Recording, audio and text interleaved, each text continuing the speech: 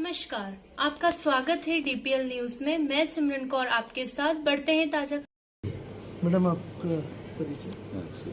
नमस्कार, मैं Shaina Qureshi, Madhya Pradesh state coordinator, भारतीय छात्र संसद की ओर से।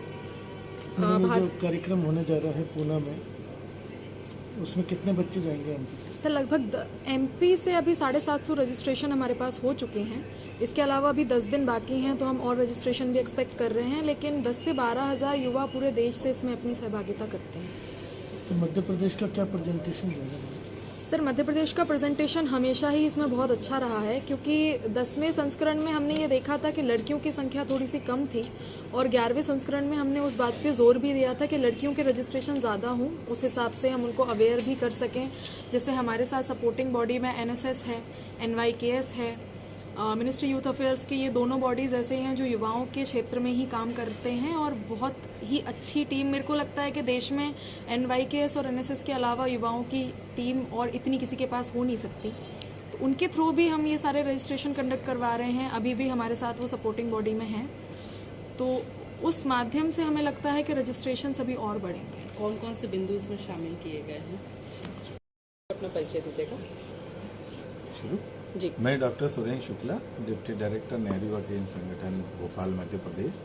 दरअसल में मैं ये बताना चाहता हूँ कि भारतीय युवा संसद के पीछे हमारा उद्देश्य ये होता है कि राष्ट्र की मुख्य धारा से और वर्तमान विषय में जिस पे ये देश चल रहा है, या कोई ज्वलंत मुद्दा है जिससे संबंधित युवाओं को जानकारी होना चाहिए, इसको लेके ये युवा संसद हो रही है। ये लगातार हर साल ही होती है। पिछले साल वर्चुअल हुई थी, इस साल हम लोग इसको फिजिकली कर रहे हैं। और नेहरू युवा केंद्र और NSS इसके सपोर्टिंग हैंड्स हैं, जिसमें युवा सबसे ज़्यादा, हमारा संगठन आपको पता है कि विश्व का सबसे बड़ा संगठन है युवाओं का, और इसमें युवा जब भाग लेने जाते हैं, उनको हम प्रेरित जब करते हैं, तो उनका जो अचीवमेंट होता है वो ये होता है कि आप देखेंगे, अभी आपने एक बड़ा अच्छा प्रश्न किया था साइना से कि क्या अचीवमेंट होता है। इस समय हम आपको बताना चाहें कि मध्य प्रदेश में लगभग 1,500 युवा जो हैं वो पंचायत और नगरीय चुनाव में जीत के आए हैं। वो सब हम लोगों से जुड़े हुए लोग हैं। तो कहीं न कहीं ये संसद जो है, जो ये प्रतिभागिता करते हैं, उनसे जो उनको सीख मिलती है, जो उससे ज्ञान मिलता है, उसका परिणाम होता है कि अब युवा जो है देश के विकास में, ग्रामीण के विकास में, शहरी विकास के लिए आगे आने लगे हैं। और आप देखेंगे कम से कम उम्र के लोग सरपंच, जिला पंचायत अध्यक्ष जो बन रहे हैं, वो कहीं न कहीं इन्हीं गतिविधियों का हिस्सा है। तो शुक्ला जी, वो जो जीते हुए हैं वो इस पार्टिसिपेट करेंगे इस कार्यक्रम में? हम उनको बिल्कुल ऑफर कर रहे हैं, और कुछ तो रजिस्ट्रेशन भी हुए हैं, जिसमें मैं कह सकता हूँ कि हमारे राजगढ़ जिले से 2 लोगों ने, जो हमारे सरपंच है, उन्होंने किया रजिस्ट्रेशन। तो ऐसा नहीं है, जो युवा है वो पार्टिसिपेट करना चाहता है। अभी आपको बताएं हम कि मध्य प्रदेश का जो सरकार का जो बॉर्डर पे जाने का जो प्रोग्राम है, माँ तुझे प्रणाम, मैं बड़े इसमें खुशियों के साथ कह सकता हूँ कि उसमें भी हमारे जो युवक थोड़े भी जनप्रतिनिधि हैं और उनका इंटरेस्ट है, तो वो जा रहे हैं। तो कुल मिला के ये देखने को मिल रहा है कि इस तरह के कार्यक्रम से युवाओं में राष्ट्रीयता का कहीं न कहीं बोध होकर उसमें वो अपनी जिजीविका को खोजते हैं और वहाँ जाके वो काम करना चाहते हैं। इसलिए ये कार्यक्रम हम लोग नेहरू युवा केंद्र और NSS की तरफ से इसको सपोर्ट। सर, ये जो रजिस्ट्रेशन होता है, इसके लिए कुछ फीस होती है? हाँ, वो साइना जी बताएंगे। एक्चुअली इनकी संस्था कर रही है, तो आप अच्छा, ये पूरा कार्यक्रम NGO का ही है?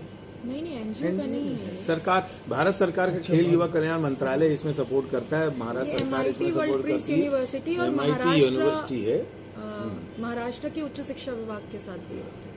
लगभग इसको मेरे हिसाब से 7 या 8 मिनिस्ट्री सपोर्ट करते हैं। क्या फीस रहती है? और इसका 900 रुपीज़ फीस रहता है रजिस्ट्रेशन, जिसमें आपका 3 दिन का अकोमोडेशन तो नहीं, लेकिन आपका 3 दिन का फूड, किट्स, आपका सिक्योरिटी कार्ड, ये सारी चीज़ें इंक्लूड रहती हैं। और कई बार अकोमोडेशन उस सिचुएशन में हम अरेंज करते हैं जिस सिचुएशन में हमें बहुत इमरजेंसी लगता है, पर ये MIT क्लियर करके रखता है कि अकोमोडेशन आपको सेल्फ देखना होता है। और पार्टिसिपेट कैसे करते हैं जो भी लोग जाते हैं, उनके लिए क्या क्राइटेरिया होता है? जी, इसका हम रजिस्ट्रेशन कर सकते हैं भारतीय छात्र संसद .org पर। ये हमारा नॉर्मल एक रजिस्ट्रेशन होता है कि हमें सिर्फ जाना है। एक होता है, मैंने आपको जो 6 सेशंस बताए हैं, इसमें हर सेशन में 4 स्पीकर्स होते हैं, तो देश से 3 स्पीकर चुन के वहाँ जाने होते हैं। मैंने आपको बताया एक फॉरेन रहता है, तो वो तो हमारा कोटा ही नहीं है।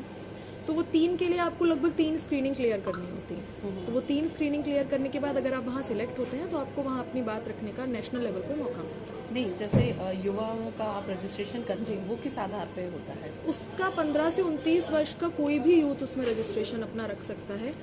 पहले ऐसा था कि वो स्टूडेंट होना चाहिए, अभी इस साल से उन्होंने वो क्राइटेरिया हटा दिया। हाँ, वही पूछने का मेरा